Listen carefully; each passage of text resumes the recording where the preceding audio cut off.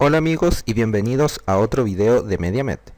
El tema a tratar en este video corresponde a una descripción simple de algunos equipos operacionales que intervienen en los procesos metalúrgicos.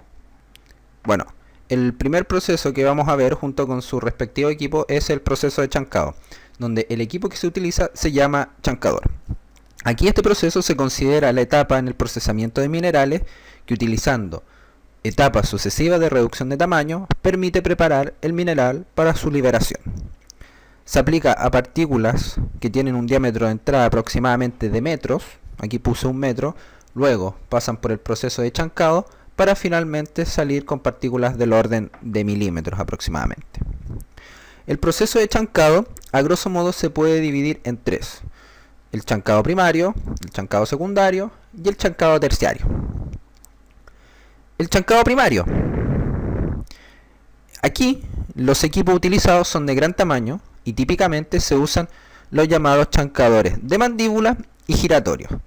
Entonces, yo aquí a la izquierda tengo el chancador de mandíbula y a la derecha de la pantalla el chancador giratorio. Vamos a ver primero en qué consiste el chancador de mandíbula. El chancador de mandíbula se usa para chancado primario de grandes rocas y con grandes durezas.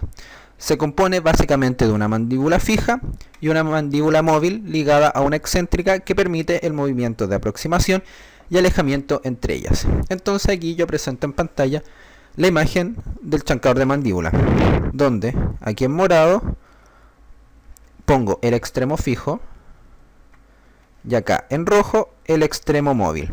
Entonces, ¿qué es lo que ocurre? Aquí en verde vienen representación de las rocas. Vienen sucesivas rocas de diferentes tamaños. Entonces, lo que ocurre es que cuando estas rocas entran a este chancador, el extremo que está marcado en rojo hace un movimiento de aproximación hacia el extremo fijo, comprimiendo la roca contra este, y de esta forma reduciendo su tamaño. Por otro lado, aquí en morado estoy marcando la salida de este chancador de mandíbula. Las rocas van a salir por el chancador de mandíbula siempre y cuando cumplan con esa abertura. Si no cumplen con esa abertura, no van a salir. En realidad, en la operación, ese tamaño de abertura se puede manejar de acuerdo a las especificaciones que tenga la operación. Ahora, el chancador giratorio. El chancador giratorio es un equipo de chancado primario utilizado cuando existe una gran cantidad de material a ser fragmentado. Siendo más operacional que el chancador de mandíbula, pues puede ser cargado por cualquiera de los lados. Esto quiere decir que puede ser cargado en 360 grados. Puede ser cargado desde cualquier sector. Además, permite un pequeño almacenaje en su tope. Esto quiere decir que cuando es cargado, las rocas permanecen un tiempo en este sector o en el manto del chancador. El principio de funcionamiento de este chancador consta de un movimiento de aproximación y distanciamiento del cono central en relación a la carcasa. Este movimiento circular también, además, hace que todo el área de la carcasa sea utilizada en el chancado. Entonces, ¿qué es lo que ocurre? El cono lo que hace es moverse hacia allá o hacia este otro costado mientras gira, y de esa forma va reduciendo el tamaño de las rocas. El chancado secundario. El chancado secundario tiene como objetivo, en la mayoría de los casos, alcanzar la granulometría necesaria para la molienda. Los equipos normalmente utilizados son el chancador giratorio y el chancador de cono. Como ya vimos en qué consistía más o menos el chancador giratorio, vamos a ver un poco cómo funciona el chancador de cono. Aquí tenemos la ilustración del chancador de cono. Este tipo de chancador posee el mismo principio de operación que el chancador giratorio. Sin embargo, a diferencia del chancador giratorio, el manto y el cono que presentan las superficies que presentan son mayores a las del chancador giratorio, lo que garantiza un tiempo de retención de las partículas en esa región mucho mayor.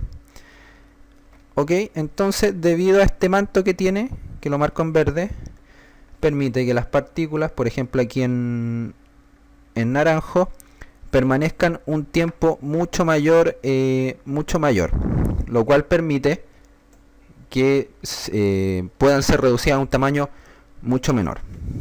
Entonces, visto ya lo que es el chancado primario y el chancado secundario, basta decir sobre el chancado terciario que es un proceso que se puede utilizar un chancador de tipo giratorio o de cono, pero depende de las especificaciones que tenga el mineral o la roca o el tipo de dureza, es si se va o no a utilizar el chancado terciario. Por eso, típicamente se puede ocupar el chancado primario y el chancado secundario. Y es por eso que nos especificamos en estos dos. El siguiente proceso a ver es la molienda. Aquí se utiliza los molinos como equipo de operación. Estos molinos son carcasas cilíndricas que giran sobre su eje. Es decir, aquí tengo una representación del molino y giran en torno a un eje. Esta envoltura está llena con medios de molienda que son resistentes a la abrasión y de preferencia más pesados que el mineral a romper, el mineral propiamente tal, y agua. Entonces, nosotros podemos distinguir tres tipos de molinos: molinos de barras, molinos de bolas y molinos SAC o semiautógenos, como se conocen también. Entonces, vamos a ver los molinos de barra. Los molinos de barra operan con un nivel de llenado que varía entre un 35 a 40-45%. Esto significa que del volumen del molino, entre el 35 a 40-45% de este está compuesto por barras y rocas a moler. Estas barras, como dice acá, son 15 centímetros menos que el largo del molino, o miden 15 centímetros menos que el largo que el molino. Y el diámetro inicial de estas barras puede variar entre 3.7 centímetros de diámetro hasta un tamaño de 10 centímetros de diámetro. El material de estas barras es preferentemente acero alto carbono, que puede oscilar entre 0.85 a 1.03% de carbono, con el fin de alargar la vida útil. Y este tipo de molinos recibe la alimentación proveniente del chancador secundario o del chancador terciario. El molino de bolas. El molino de bola funciona de igual forma que el molino de barras, salvo que el medio de molienda está constituido por bolas de acero forjado. Entonces, estas dos cosas son bolas. Su principal característica es que permite pulverizar el material más fino que el molino de barras. En efecto, las bolas presentan más superficie de contacto que las barras y pueden entonces alcanzar más fácilmente las partículas finas. El tamaño de bolas que se puede utilizar en este molino puede oscilar para las más pequeñas entre 1 pulgada de diámetro hasta 3.5 pulgadas de diámetro.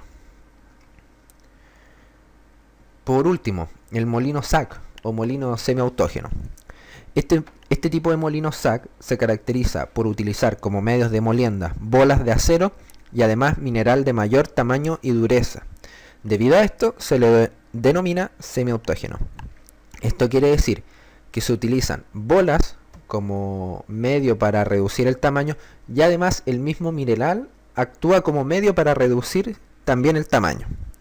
El uso masivo de esta tecnología comenzó a principios de los años 80. En Chile, el primer SAC en entrar en operación fue en la división El Teniente. El molino SAC también equivale a una reducción lograda por dos etapas de chancado, secundario y terciario, y también puede ser sustituir al molino de barra.